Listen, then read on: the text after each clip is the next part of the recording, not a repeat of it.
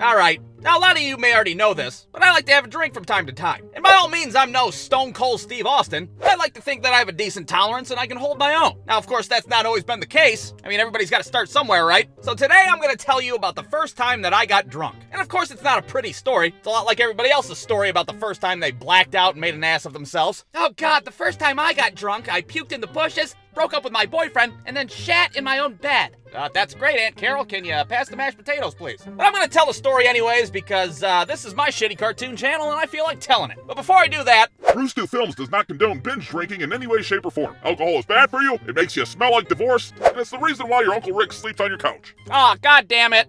Alright, now that that's out of the way, let's set the stage. It's roughly 10 years ago, and my roommate Brewer just turned 21 years old, and we're looking to celebrate. How are we gonna celebrate, you ask? Oh, we're gonna fucking drink like pirates, what do you think? But since we were both broke as hell back then, our options on alcohol were very limited. After all, your beer budget's pretty slim when you're having utilities shut off on a routine basis. So naturally, we got a case of the cheapest, shittiest beer we could find. No, even shittier than that. Shittier still, keep going. Whoa, way too far. No, we're not fucking animals, Jesus Christ. There, that's the one, perfect. So we have some friends over, we start drinking some beers and we're playing some cards. Well, imagine my surprise when I find out that I hate the taste of beer. I thought it was yucky back then, which was crazy to me because my ass grew up watching Stone Cold Steve Austin two-fisted cold ones every Monday night. How the hell could I not like beer? Maybe it tastes different if you drink it on top of a turnbuckle in your underwear, I don't know. But fortunately for me, Brewer didn't just get shitty beer to drink, he also got an equally shitty bottle of tequila. And we're talking bottom of the barrel stuff here. This ain't no Jose Cuervo, this is like Jose fucking hell the fuck no. This is a very unauthentic bottle of tequila. It's about as Mexican as my high school Spanish teacher and shit. Pico de Gallo. Por favor? Grassy ass. Now let me just say, learning how to drink on shitty tequila is a terrible idea. It's like trying to learn how to ride a bike as a kid on fucking Evel Knievel's rocket cycle.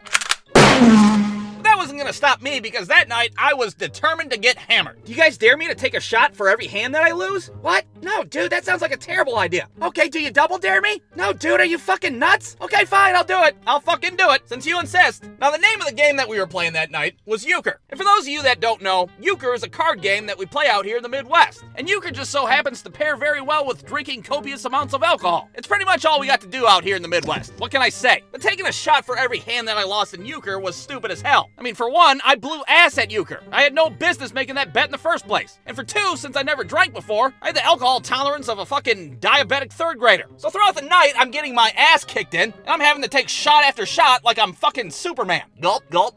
Oh God, it tastes like spicy piss. I hate it. And contrary to games like bowling or pool, I don't get better at Euchre the more that I drink. I just get shittier and shittier and shittier. Halfway through, my liver's yelling at me from the inside and shit. Stop calling Trump when you're four-suited, you stupid asshole! Are you trying to ruin us? Well, needless to say, about an hour goes by, and all of a sudden I'm fucking drunker than a stepdad at a Little League game. Gulp, gulp. This doesn't taste like spicy piss anymore. This doesn't taste like anything anymore. So I stumble into the bathroom, and like a lot of people do their first time getting drunk, I look into the mirror, and I meet my drunk self for the first time. Whoa, wait a minute, who the hell are you? Oh, well, I'm the drunk you. That's who I am. I'm a lot like sober you, but shittier, louder, and sometimes I think I know how to dance. Oh, okie dokie then. Now at this point, things start to get a little hazy, because it's at this point your brain's like, hey, you can take it from here, right? I'm gonna run down to the store and get a pack of smokes.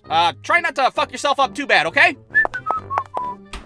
Now, the last thing that I distinctly remember from that night was playing WrestleMania on the Nintendo 64, which everybody knows is the greatest wrestling game known to man. But since I'm drunker than a sophomore on prom night, Brewer is just beating my ass, which goes to show how drunk I was because Brewer sucks ass at WrestleMania. I was Stone Cold Steve Austin, for Christ's sake. He's over there beating my ass with the Blue Meanie of all people. But regardless, what happened after our little WrestleMania match, I couldn't tell you because, well, I wasn't there. I mean, sure, I was there physically, but my brain was off getting a pack of Marlboro Reds, remember? But according to everybody's testimony the next day, apparently I stood up on the couch and yelled something to the effect of, fuck the Blue Meanie. You guys want to see me do a drop kick for real? And then to nobody's amusement, I did a haphazard missile drop kick into the air and totally obliterated my shitty end table that I made in woodshop. Now that everybody's staring at me like I just ruined Christmas, I decided to do my finishing move. And that, of course, is where I throw up on the floor like a newborn baby. Blah.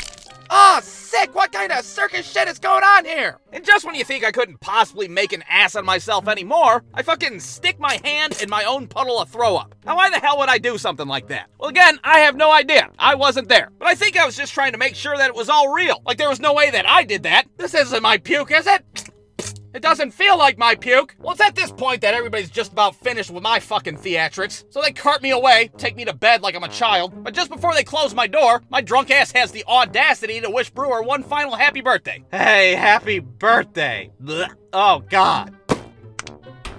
The next morning, I wake up with what I would call a hangover from hell. My mouth tastes like the inside of a porta potty. My head feels like it was shoved up an asshole of some sort. I stumble out to the living room that now looks like a fucking crime scene from an episode of Law & Order, and I'm totally baffled. Whoa, what happened? Who the hell broke my end table? I got a B- on that goddamn thing. You did, you stupid drunk idiot! And then you fucking played patty cake with your puddle of puke like some kind of sick asshole. So needless to say, the moral of this story is pretty simple. Number one, don't drink a bunch of shitty tequila like it's the end of the world. Number two, don't make shitty bets on euchre when you suck ass at euchre. And number three, don't put your hand in your own throw up like some kind of drunk animal and ruin the whole goddamn birthday party. The end.